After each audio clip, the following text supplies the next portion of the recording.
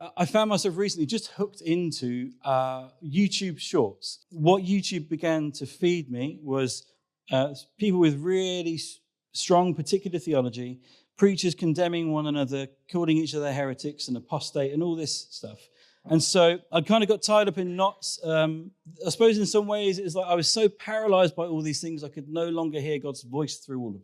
And so I found myself praying, Lord, am I actually saved? Like, Jesus, am I even following you? Or have I just found this like strange version of you that I'm following?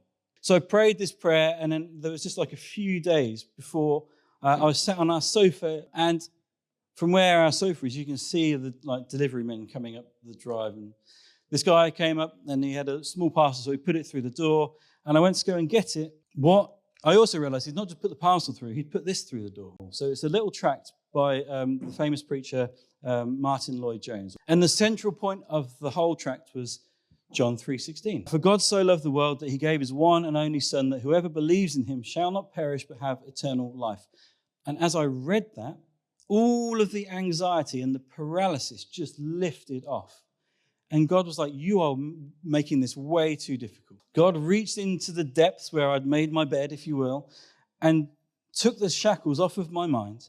For myself, I think what I realized is I had to surrender my pride and just come back to Jesus in all his simplicity. But lastly, and the real reason I guess I'm telling this whole story, is doing the work of God's kingdom is everybody's business. I suspect the delivery guy that put this through my door, if he knew he was putting it through the door of a pastor, he'd be a little bit disappointed.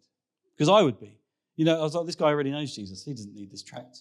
But that simple act did a work of the kingdom that he could never probably have predicted. And it was a solution to my prayers that I would never have asked for either.